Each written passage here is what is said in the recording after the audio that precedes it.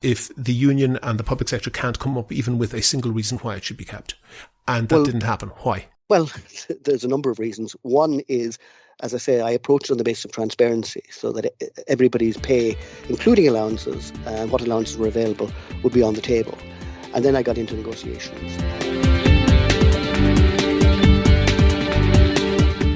This is Here's How, Ireland's political, social and current affairs podcast, presented by William Campbell. Thank you for downloading episode 148 for Christmas Eve 2022. So we're talking about a war. We're talking about a war where a huge nuclear-armed superpower attacks a territory to its south that this formerly communist superpower views not as a real country, it views it as an integral part of its own territory, and the superpower's nationalist leadership is still pretty sore about how this territory got to be independent in the first place. To rub salt in the wound, this territory is doing much better and is certainly much more democratic than the superpower, and another point of aggravation, this territory is politically much closer to the West, the United States in particular, and is receiving a huge amount of military aid from the West. And even though it is said to be exclusively for defensive use, the superpower sees that aid as a direct threat to its own security. And the war has the potential to have dramatic economic effects on the whole world, not to mention the danger of spreading into a conflagration that could result in a worldwide nuclear war. And, thankfully, the war has not happened yet. The superpower is China, the territory is Taiwan, and the parallels with the Russian attack on Ukraine are striking, even if there are some important differences. One of those differences, one vital difference, is that this war, this potential future war, even though it's not in the headlines, it's getting a huge amount of attention from the administrations in Washington and Beijing, and probably elsewhere. If we're lucky, the war may never come, but the people that matter aren't taking that risk. They aren't shouting and beating drums about it, not yet anyway, but they're gaming out scenarios, making contingencies and planning for all eventualities. And, have no doubt about it, they are preparing for the possibility of war. Maybe a war where China overwhelms Taiwan within hours, maybe one where the Taiwanese manage to defend themselves, maybe they get American aid to do that, maybe, though I think it's unlikely, maybe the Americans intervene directly. Or maybe there'll be no war at all. That last possibility is actually more interesting than you might consider. Think of the huge level of military spending, the effort and the time that Finland puts into its defence forces. It's basically the last country in Europe to have universal male conscription into the army. They have a huge amount of military hardware on a par with Germany or the UK, despite having a population about the same as Ireland. So that's huge for Finland, but it's still tiny by the standards of the obvious aggressor, Russia. It's even tiny by the standards of Ukraine, so why bother?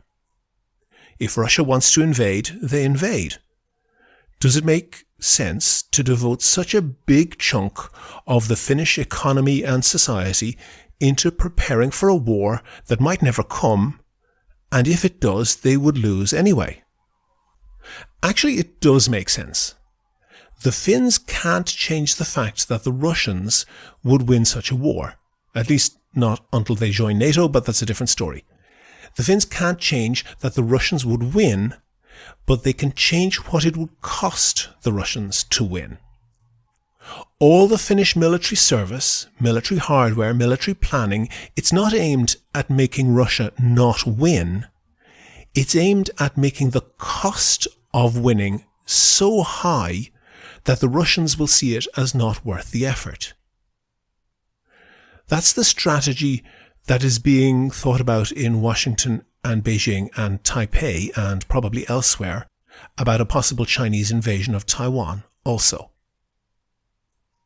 We should understand just how offended China is by the very existence of Taiwan.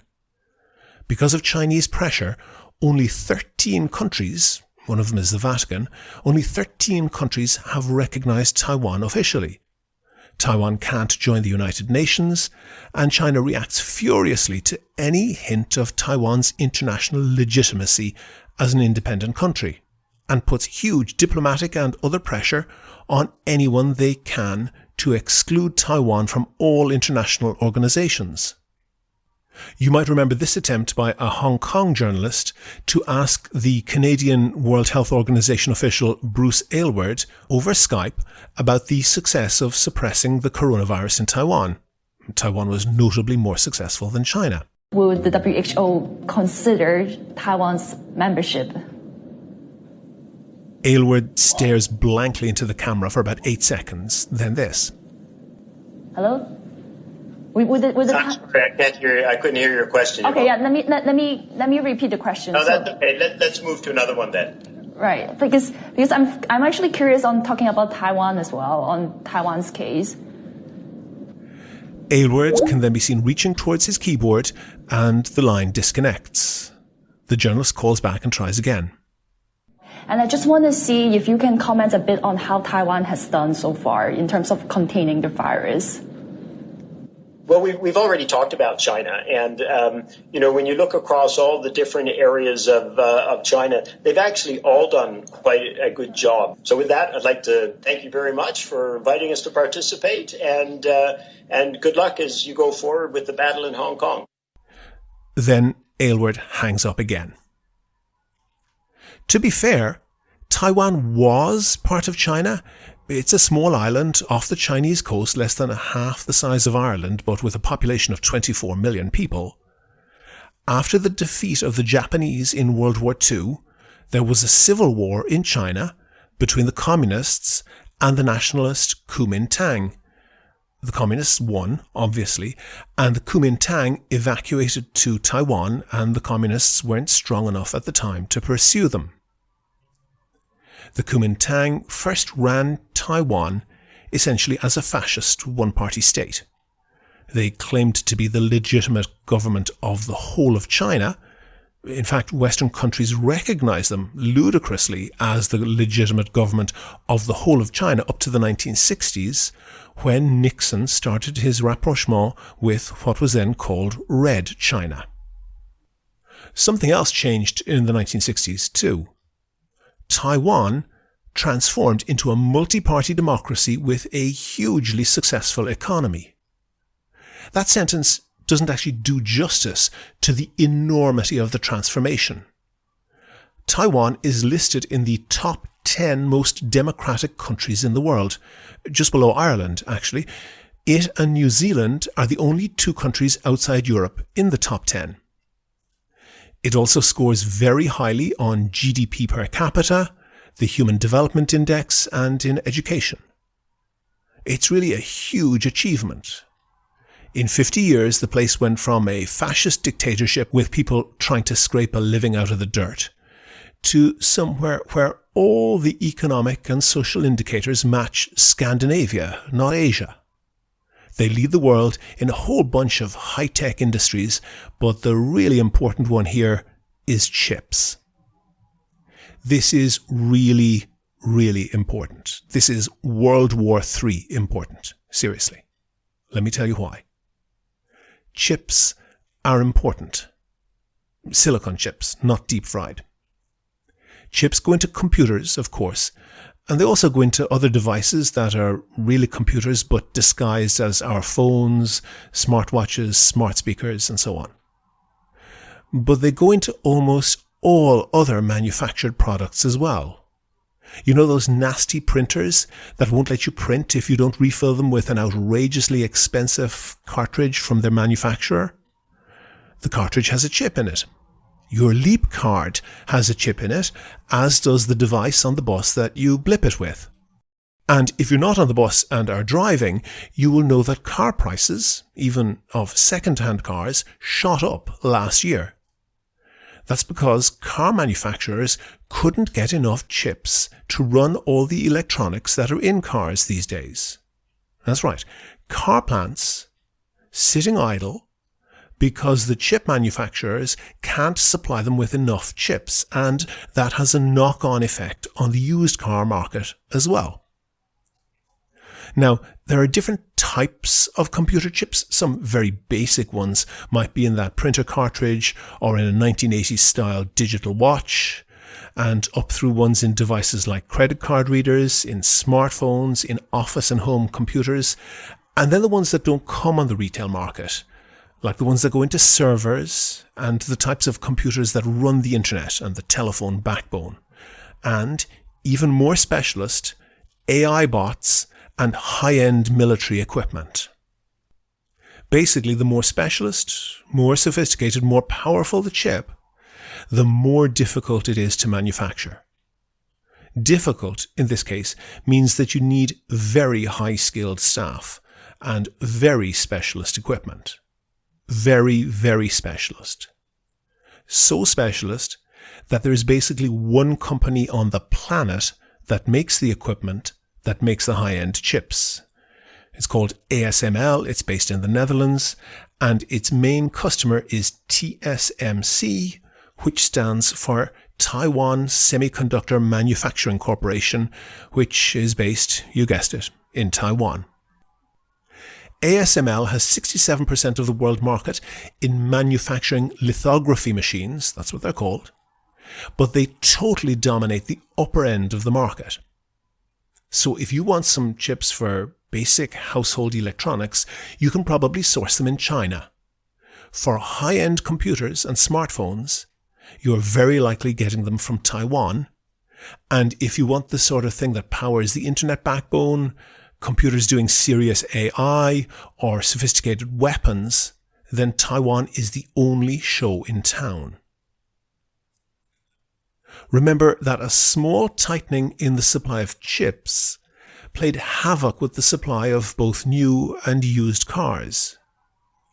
A war in Taiwan, which disrupted or destroyed a large chunk of the world's supply and killed or forced into military service the highly skilled staff that make them, would be an apocalypse for the electronics industry.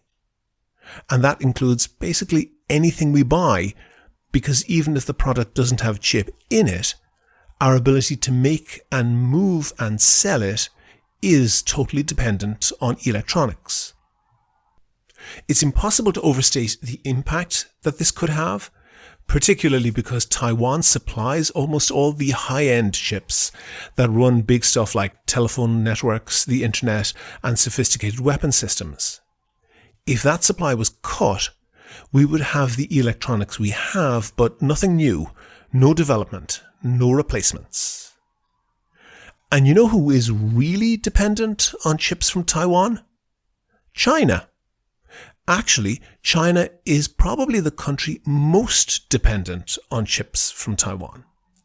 First, that's because they have a huge electronics industry that depends on Taiwan for its vital components, both for export and for the home market.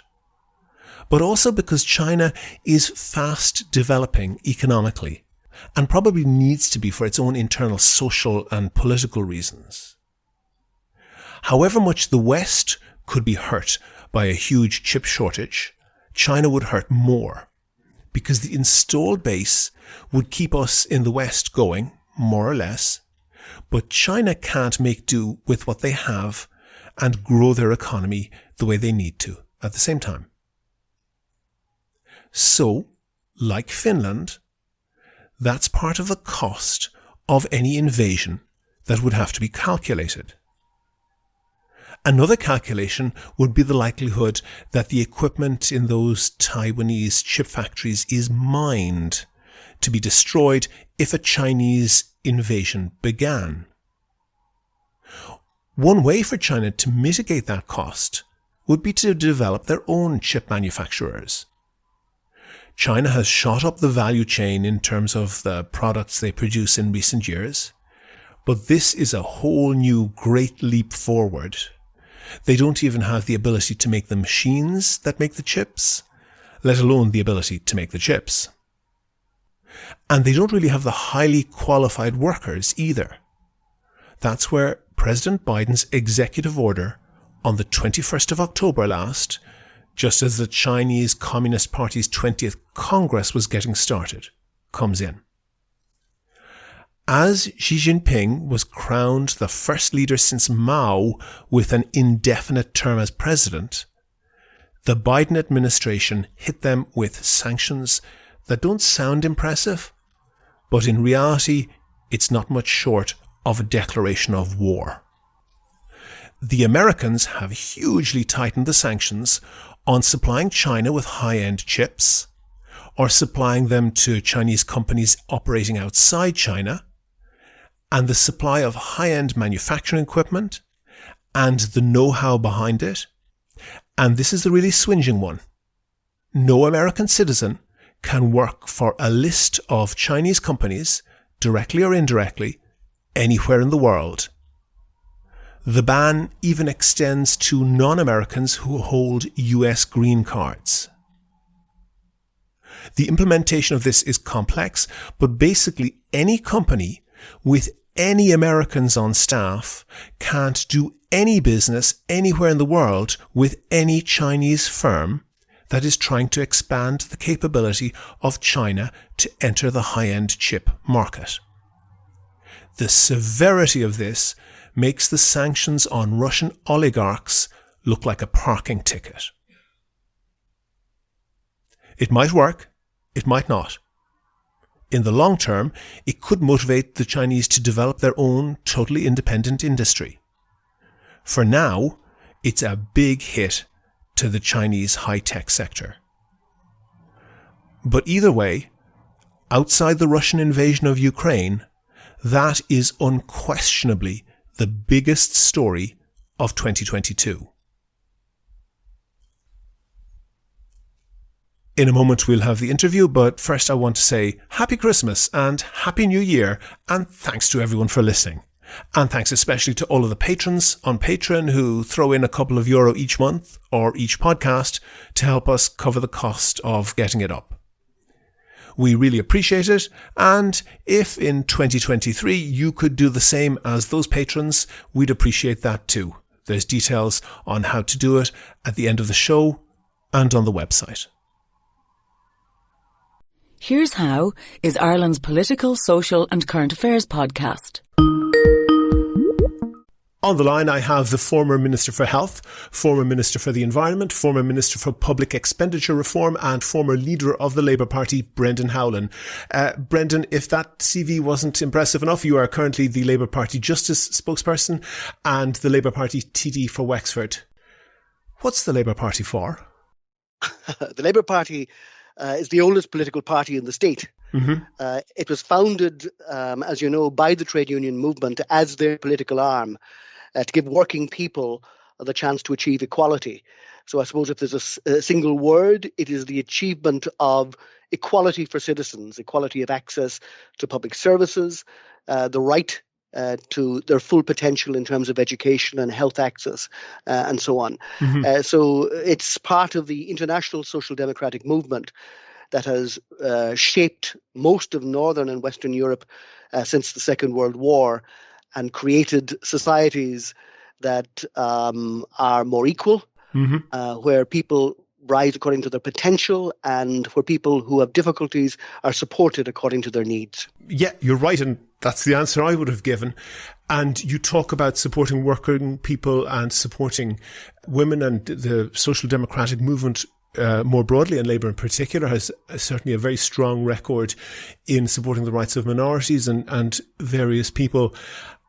But what's notable is that in Ireland, they don't support you that much.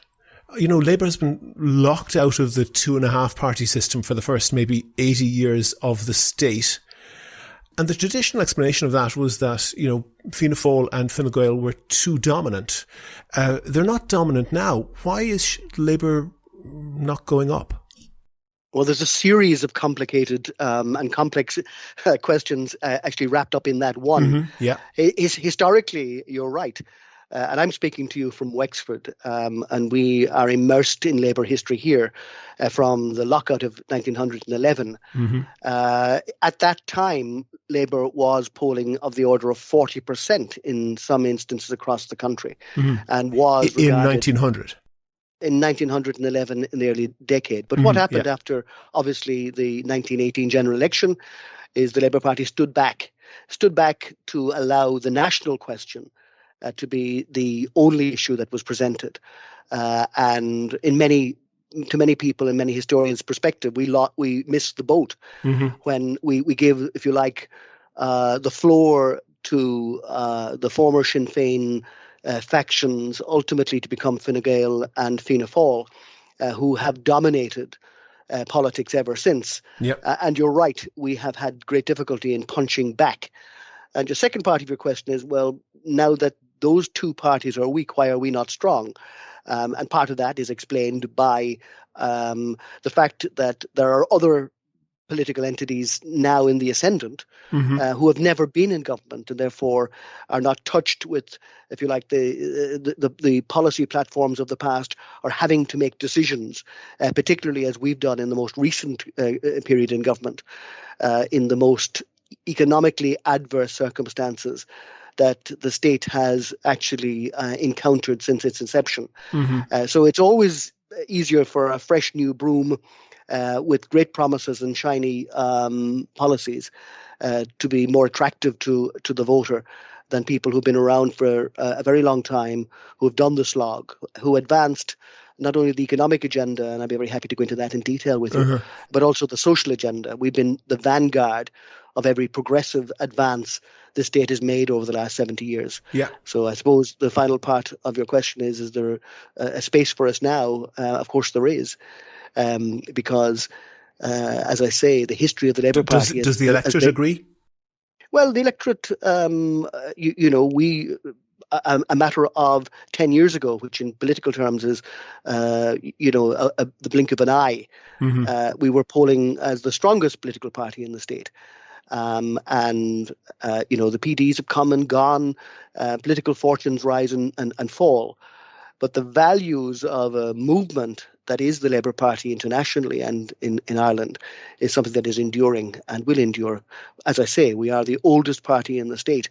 We've seen many parties come and go in the last 120 years. Hang on, Brendan. You were correct that 100 years ago, the political landscape was very different.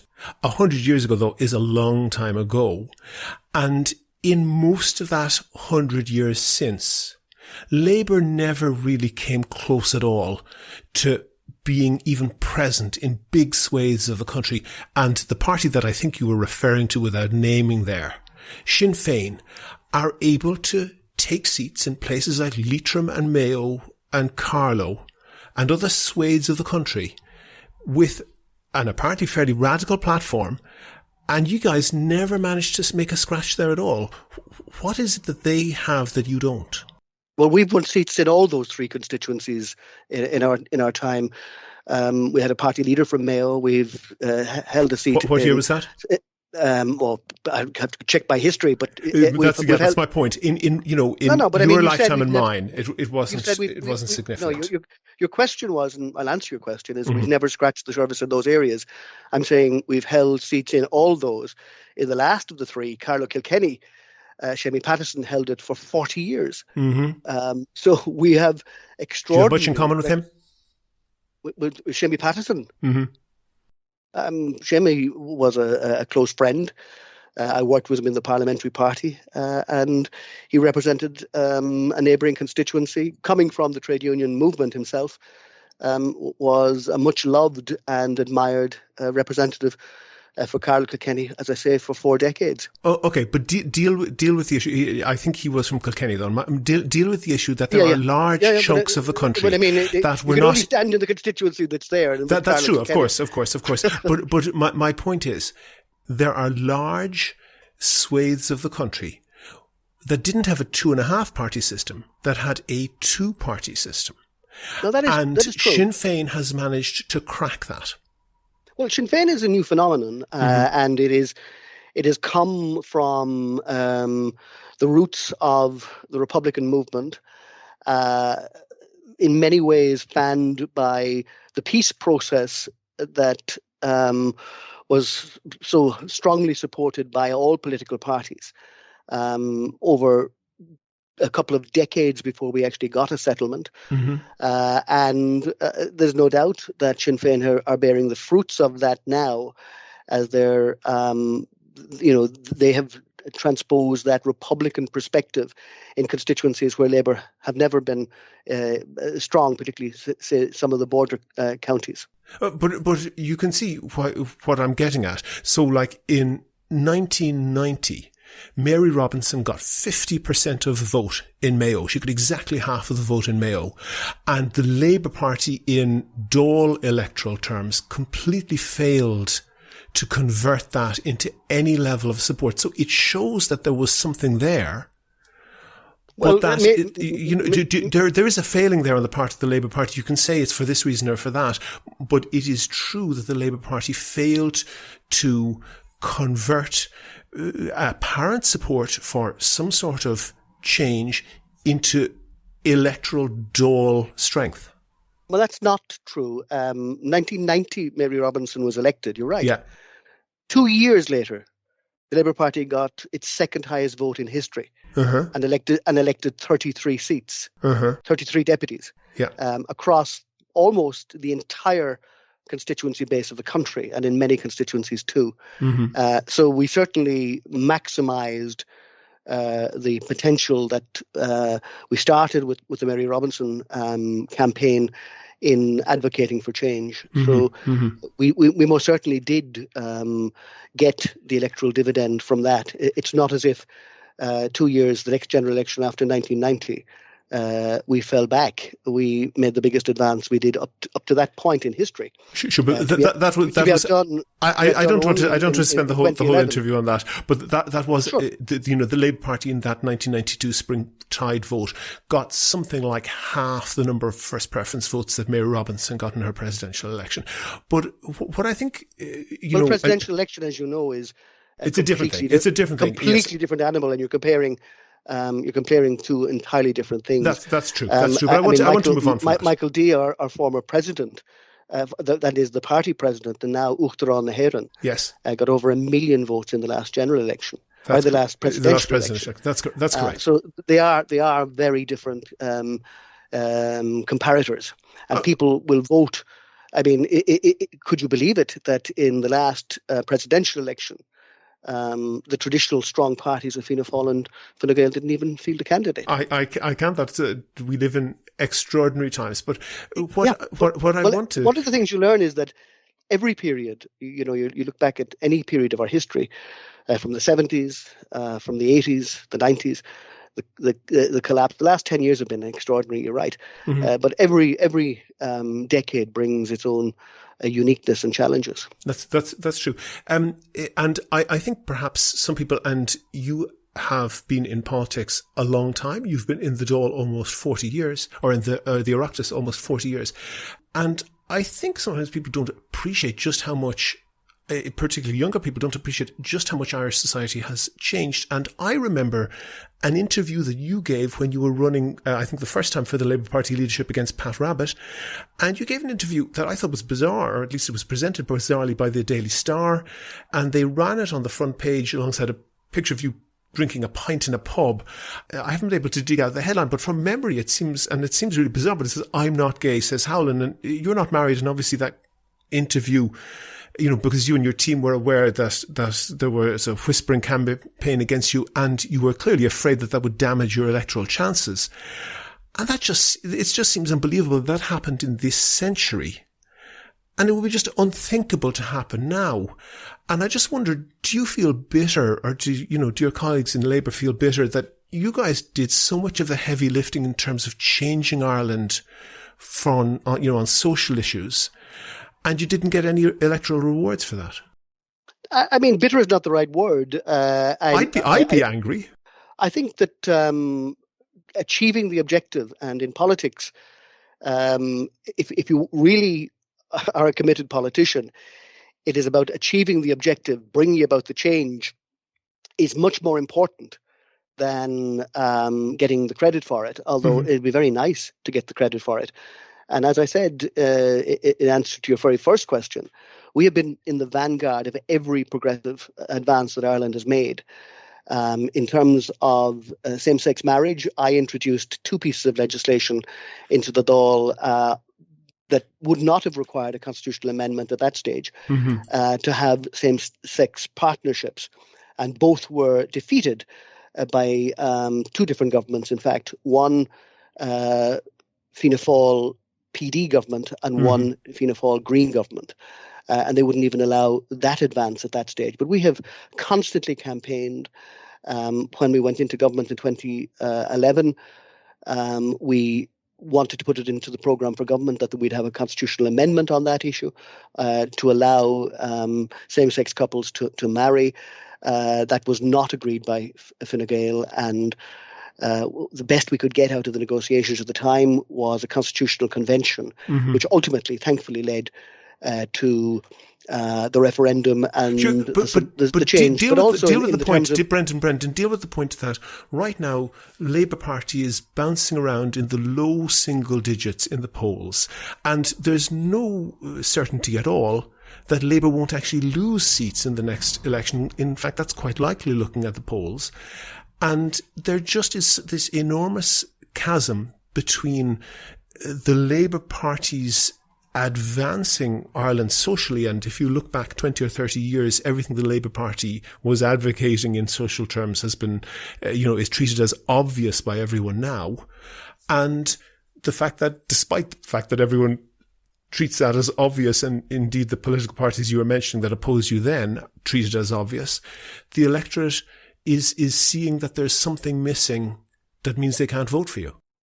As I say, all these things are cyclical in terms of popularity. What is not is the attractiveness of a progressive agenda, and we still want to do that because the social issues, and I was about to talk about abortion, which was a much more contentious issue. And as Minister for Health, I had my office and my home picketed, and I had children's coffins brought to my office. These were difficult issues and very difficult times, but the Labour Party stood its ground, and advocates like Ivana Bacik led to substantial change in that too.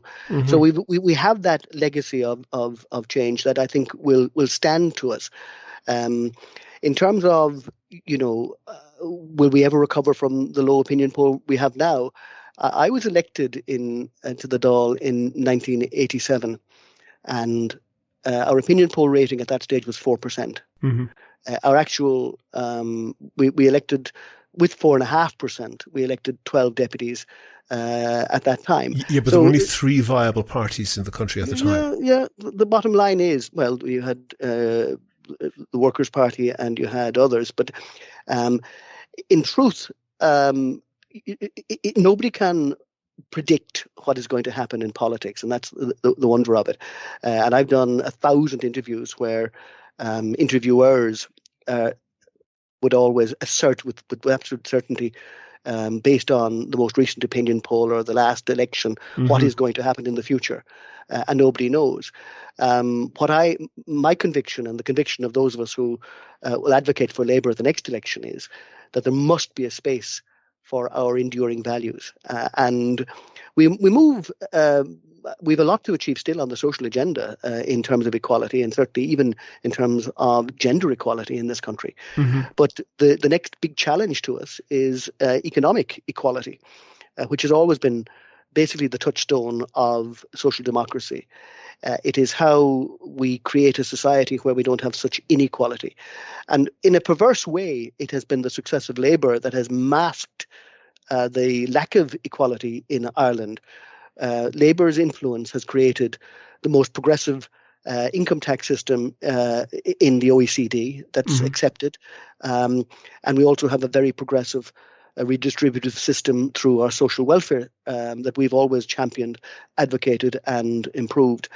And in many ways, having a redistributive social welfare and income tax system has hidden the facts that we have an awful lot of low paid workers in this country. So, we have an economic agenda that we want to explain to people so that we're not masking real poverty, and that we work towards having a society where there is not an enormous disparity between those on low income and those on high income. We have an enormous inequality here right now. Okay. Is it possible that, maybe going right back into your history and politics, but certainly now, that the problem with Labour is that you're too radical, it's that you're too cautious? And I just take as an example, I know, and perhaps it's coming across your desk as the Justice spokesperson, that the Labour Party has proposed a bill to decriminalise marijuana. You can walk from the Arctic Circle, it'd be a long way to walk, but you can go from the Arctic Circle in Alaska down through the entire west coast of the United States and down through the whole of Mexico as far as the Guatemalan border, and you would not leave territory where marijuana is entirely legal. And in the EU, several countries, mostly small countries, have entirely legalized marijuana. I think that trickle is likely to turn into a flood because the German government has agreed in their program for government to legalize marijuana. And of course, the distinction being that if marijuana is decriminalized, it's how it governs that you treat people who are possessing it for personal use in a more healthcare fashion than as criminals, as opposed to fully legalizing marijuana. So it's a different thing. And talking about radicals getting elected in places where the Labour Party doesn't have much presence, in 2011, Luke Ming-Flanagan was elected in Roscommon, coming across as one of the most radical politicians in the country. He proposed a bill to legalise marijuana in 2013, which I think you opposed. If you look at opinion polls, there's a pretty strong support for that. Why are you being so tame on that? That's a very long question. It is. Can I make two corrections? Deal with the overall thing. Do the corrections, and then deal with the overall issue that you do seem to be quite tame. As I say, it's a long question. I'm not the Justice spokesman. That is now Aon O'Riordan. Oh, excuse me. And Aon has proposed a very radical platform of decriminalisation, not of decriminalisation or legalising marijuana, as you say, but following on the Portuguese model of decriminalising possession of drugs for personal use, and going through not legalising it, but decriminalising it, and using the Portuguese model of having an administrative sanction that involves having a discussion, maybe even counselling in terms of people who are vulnerable, and having supports for people who are on, who are addicted to drugs, to have a pathway to rid them of their addiction. We had a very, very good debate in the Dáil on Aon's proposals. We got good cross-party support for it, and I've been in touch with a number of local drug task forces myself, but others have too, in terms of the follow-on from that. And we met in advance of that, of bringing in that very comprehensive motion. I don't know whether you've had a chance to read it, but I advise you, I recommend it to you. That was on the basis of our discussions with those on the front line of dealing with the drugs issue. And it is quite clearly not a justice issue. It is preeminently a health issue, and we need to deal with it in that way. And that's why we're trying to shift the dial again on this issue. But as I say, we are the first to do it. I know that there has been an independent member who brought in a bill in relation to medicinal cannabis, but to deal with the entirety of the drugs issue, this is the most comprehensive and significant initiative taken in recent Dáil, and it's been taken by our spokesman Aon O'Riordan, who has always taken a very keen interest in this issue because it affects his constituents and his constituency so obviously. But in truth, it's a feature of every constituency and every community in the country. Okay, but there is a distinction between problem drug use, drug addiction, particularly with heroin, also with cocaine and some other drugs, and recreational drug use of drugs where there is no evidence at all that they are more dangerous than other competing legal drugs. And, the history of marijuana prohibition worldwide is very problematic. It really mostly springs from a desire from Richard Nixon to essentially create a vehicle to racialize that issue. There isn't any scientific backing to the notion that marijuana is so dangerous in the league of heroin that it needs to be prohibited. Prohibiting marijuana, especially when we see Suella Braverman in the UK trying to increase penalties, that is being used as a signal to a particular constituency and to try and to scare the horses and say, if you don't vote for us, terrible things will happen. As I said, the whole west coast of the North American continent has legalized marijuana. Many countries in Europe have done it, more will. Why couldn't Ireland do that? And wouldn't it be on brand for the Labour Party to be ahead of the curve on that? Yeah, well, obviously you have a very clear view on it, and you've articulated that extremely well. A lot of what you said I would not disagree with, particularly the American experience where the drugs issue has become a political and often race-tinted campaign issue that unfortunately had been countered by the Democrats from Clinton's era on, and resulting in an extraordinary proportion of black males in particular in the United States being incarcerated, and an explosion in the numbers who are in prison across all the United States, doing great social harm. You've no argument with me on that. I would hope that our policy platform would go beyond simply saying, well, middle class people or working class people, for that matter, want to smoke marijuana, so let's legalize that. I think we need a much more comprehensive approach to it, and that's why Aon's approach, as he set out in our motion. My honest view is that is a better way of approaching it, but we can certainly discuss exactly that point, because I for one, looking at the American experience, I think there are things that we can learn from it. Okay, but deal with the point that, if people just want to do it, in a free society, the presumption should be that they would be allowed to do that. I think you might be overstating my own views on that, but I won't detain us on that. I thought you were very clear in you have a policy position, and that's perfectly legitimate. You're entitled, even as an interviewer, to present your own policy platform. That's fine. But in terms of the points you make, I think they're very valid, and there's a lot of what you've said I wouldn't disagree with.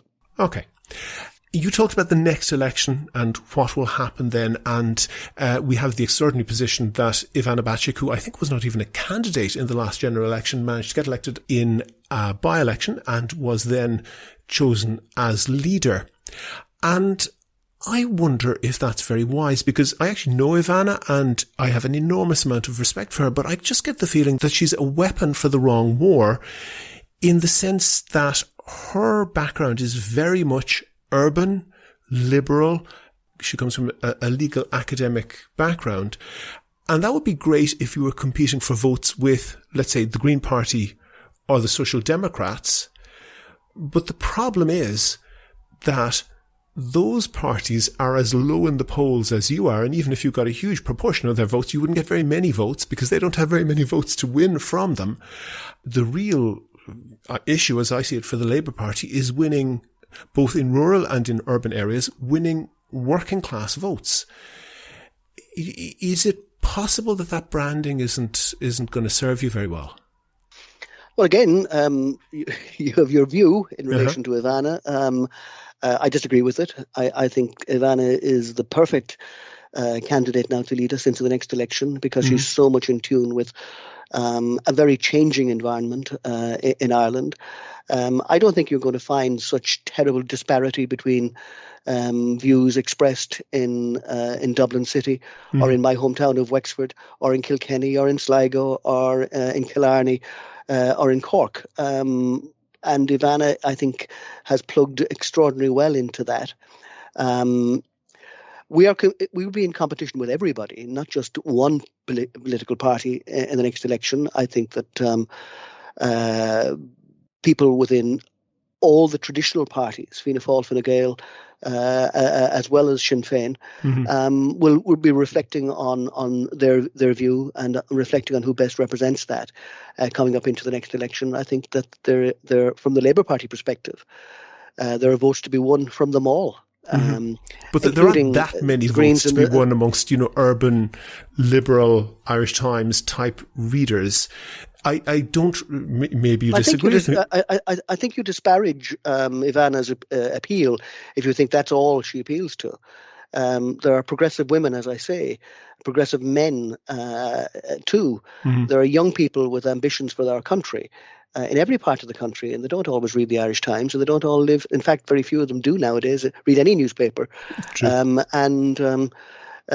certainly don't all live in Dublin 4. They live in every community. I have represented them in Wexford for a very long time, and I know them very well.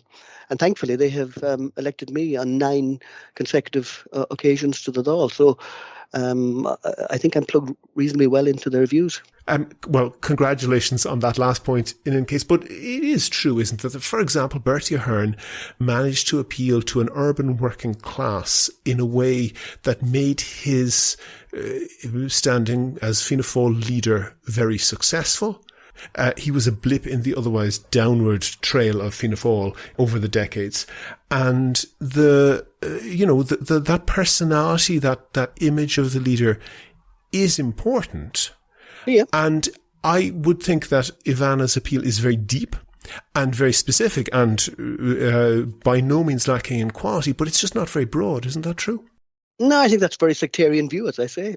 I think it's a very broad view. You're entitled to disagree. Well, thank you. I remember the same thing's been said about Dick Spring, that Trinity educated and all the rest. He wouldn't be able to appeal to a Labour Party vote. He got, as I said, the second highest Labour vote in history. Eamon Gilmore wouldn't have been the quintessential Labour leader when he was elected, and again he got the highest Labour Party vote in history. I think Ivana has characteristics that transcend the stereotype that you have just presented, of absolute integrity, of absolute commitment, of incredible bravery to stick by her principles when people were literally assaulting her. And I think these things are appreciated well beyond the confines of Dublin 4. We shall see. You were health minister in the 1990s, I believe. That's right. Maybe you can remember off the top of your head, what was the total annual budget for the Department of Health when you were there? Modest. Can you remember a figure? I can't. It's a quarter of a century ago. I don't know. Okay. I vaguely, it would have been 6-7 billion or something like that. The budget for the Department of Health this year is 23.4 billion. So it has expanded massively. And later you were the minister for, I think, a newly created department, which was public expenditure reform, which was very much a reform oriented ministry. Obviously it's in the name.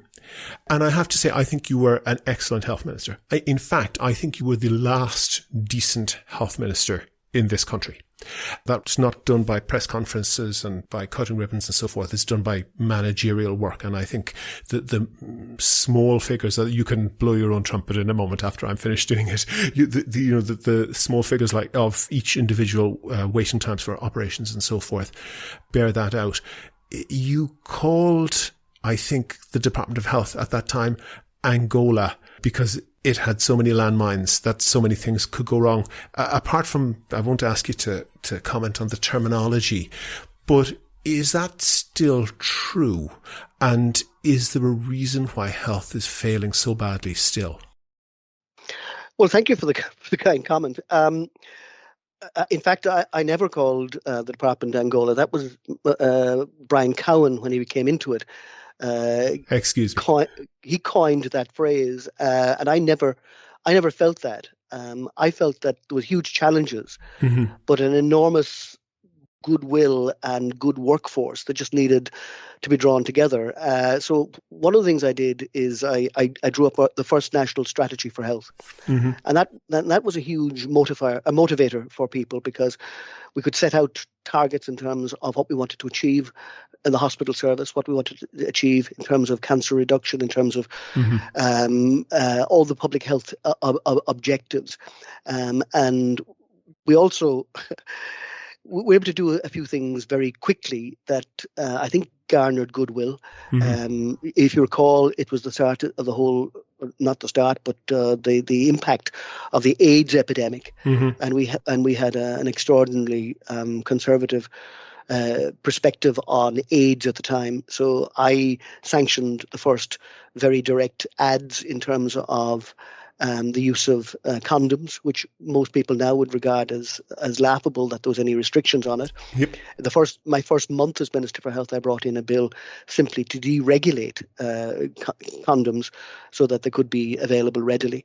All these things were regarded as very odd. RTE initially refused to broadcast the ads that I had sanctioned until I told them that I would ask the Minister for Communications at the time, Michael D. Higgins, to give a directive to RTE to broadcast it if they didn't. So we were able to do positive things that I think garnered goodwill from both the staff and from health in general, the health community. But one of the things that I'm very conscious of is how disparate the health system is. You have so many different compartments and so on. And there's been so many approaches since in terms of the creation of the Health Service Executive that was, I think, designed by successors of mine to separate the Department of Health from the responsibility of the day-to-day calamities of health. And I think that having two centres of power, one in the HSE and the other in the Department of Health, hasn't served the delivery of health services well. But it is a challenging job. There are a lot of vested interests who bang drums within it, and whoever occupies the seat as minister is going to have a challenging time, whatever the resources are available to them. And successive government have tried to resolve the issue by increasing resources.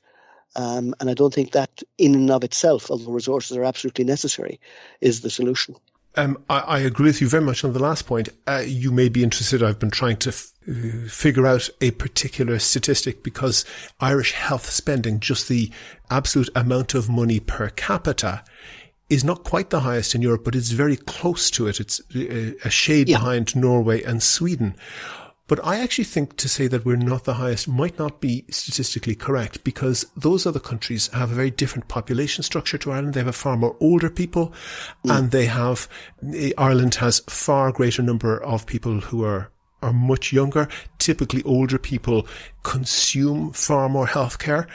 And I suspect that if you were to find a method to attribute health spending per demographic group, like people in their 20s, 30s, 40s and so forth, and say how much is spent on each of those, once you adjusted for the different mix in the Irish population, you'd be looking at Ireland having the highest healthcare spending per capita in Europe.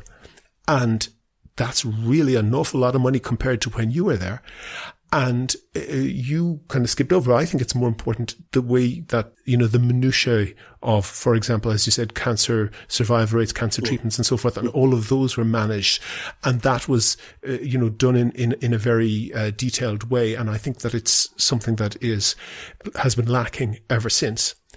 Yeah, you mentioned about the vested interests, and in the health service, like some other services, that's very often the unions.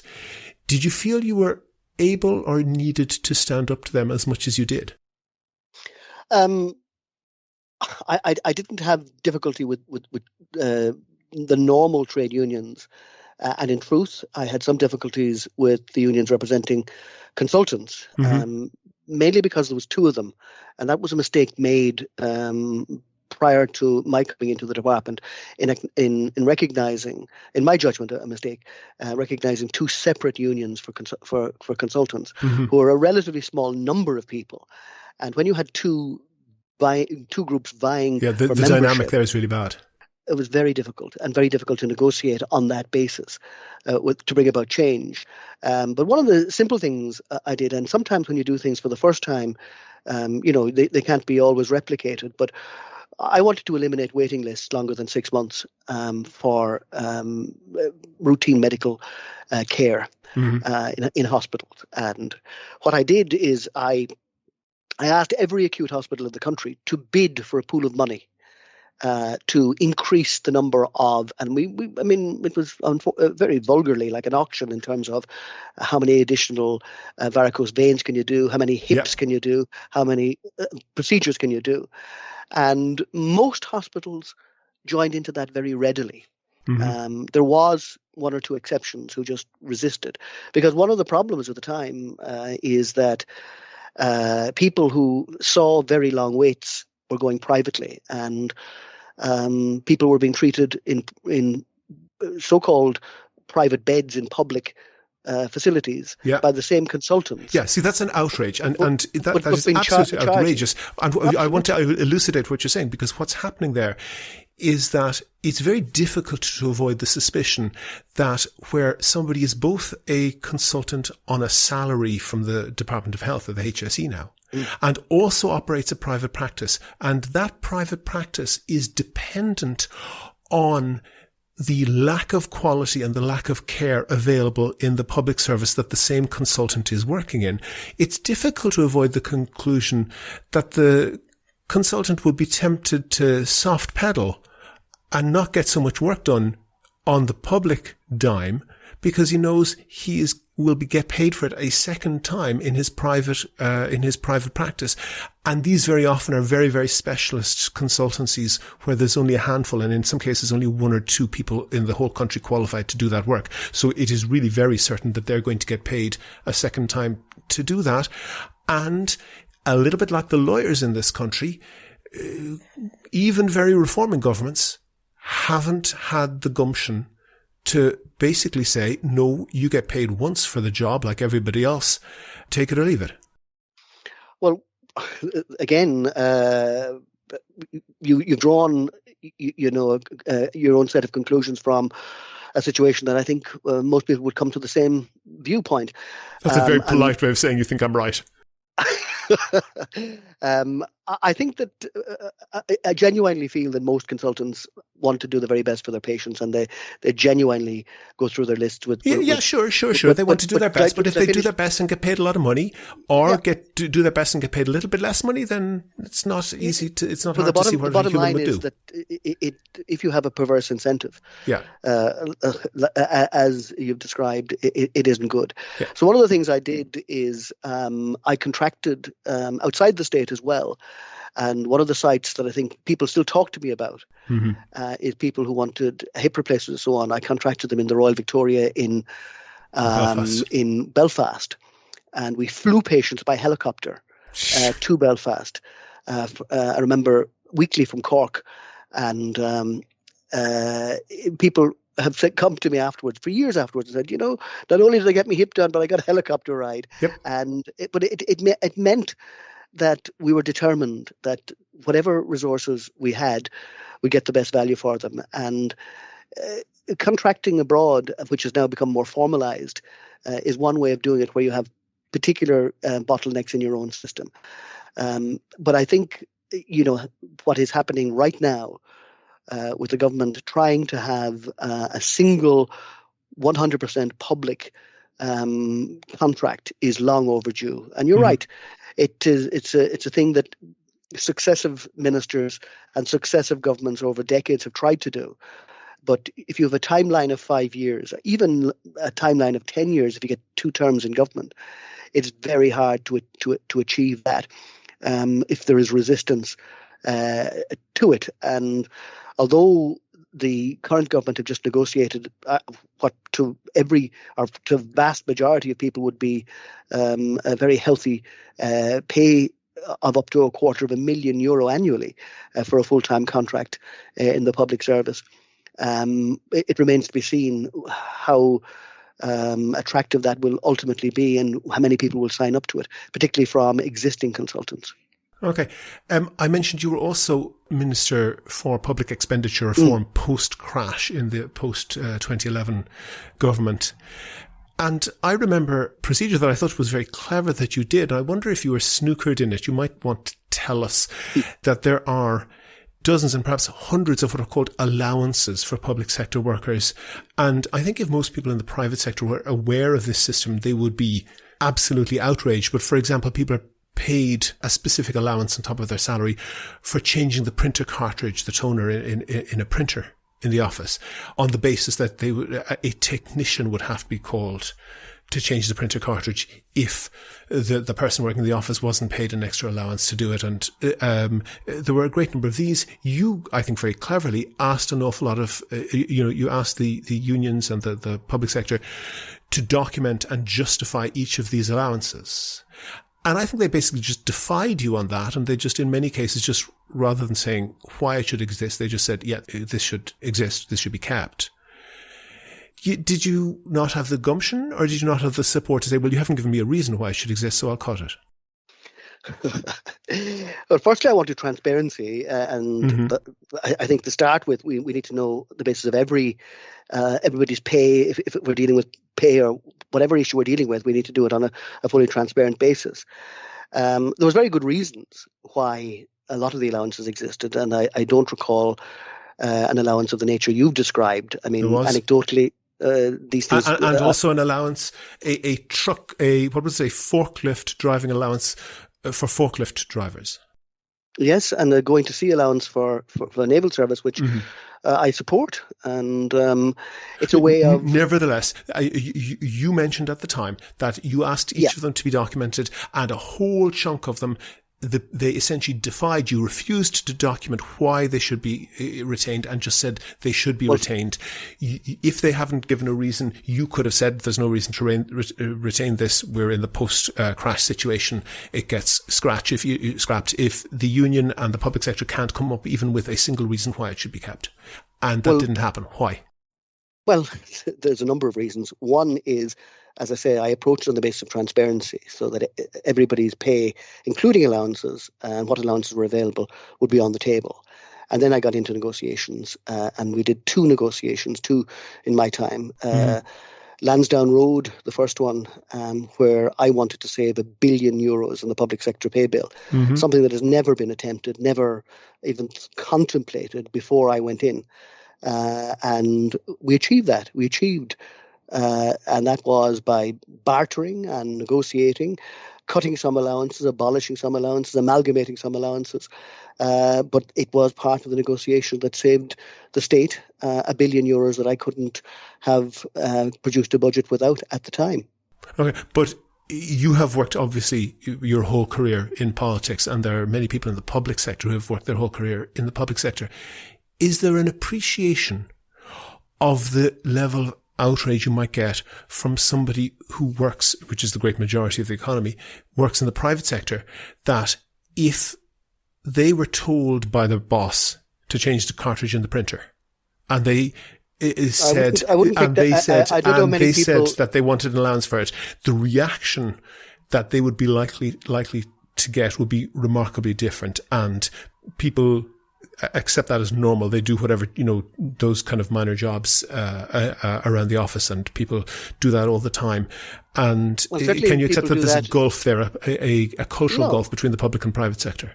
Absolutely not. People want to create that. And I remember after the crash, that was the dynamic, that some people want to create this notion that everything in the public service was somehow overblown, over-remunerated, and wasteful, and everything in the private sector was good, wholesome, and value for money. And I absolutely and completely reject that. And if we've learned anything from the COVID crisis, is how dependent we are on these people. And I think, I've never heard of, until you mentioned it now, this toner replacement allowance. But these are sort of anecdotal things that people go on social media and it becomes the truth for everybody. And it's not the truth for everybody. It's most people in the public service do an incredibly important job for a level of remuneration that wouldn't probably match wouldn't be as high as what would be available to many of them in the private sector. I knew that working with people. I mean, that might be top at the very top. That might be true at the very top end, but for a whole bulk of people, I think work practices and pay rates are really quite different. No, as I say, all of these are negotiated. If you look at what's happening in England right now, when public services are about to implode, when people can't get anything from access to the country through border control, to getting a driver's license, to using transport or anything else,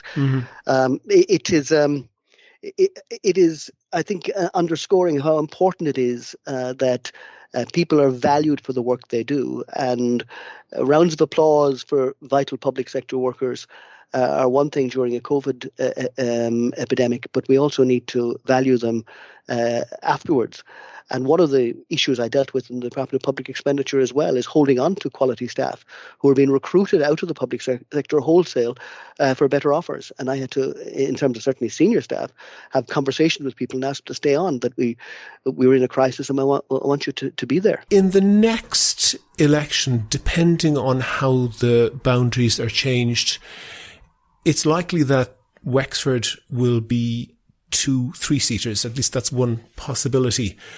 Looking at the result of the election last time, I think it's fairly likely Sinn Féin would take at least 1 seat in each of those 3. I know that you haven't confirmed whether or not you're going to run in the next election, but would you or your successor, would you be confident that Labour will have at least 1 seat in Wexford after the next election? Absolutely. I'm absolutely certain that the tradition of Labour going back to the foundation of the state will be maintained, and there will be a Labour seat in Wexford after the next election, subject to the goodwill of the people who have always been well disposed and appreciative of the efforts that we make at local authority level as well as national level. Brendan Howlin, Labour Party TD for Wexford for the past many decades. Thank you very much for talking to me. My pleasure. Bye-bye. If you like the Here's How podcast, please rate and review the show on iTunes and other podcast providers. Share it on Facebook and Twitter, but most of all, tell your friends. Go to the website for sources and references from the show, and while you're there, you can like the show on Facebook, follow the show on Twitter at Here's How Podcast, and follow Brendan Howlin at Brendan Howlin, and get in touch if you want to suggest guests or topics that we should feature in 2023. Thanks again to all of the patrons on Patreon. As I said, it gives us a hand to keep our little labour of love going.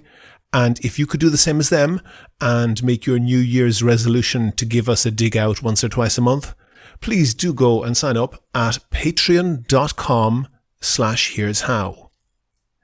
That link is on the website.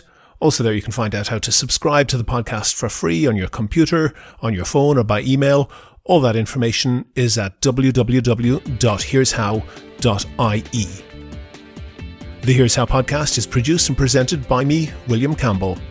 The assistant producer is Kevin Wolf, and from both of us, Merry Christmas, Happy New Year, and thank you for listening.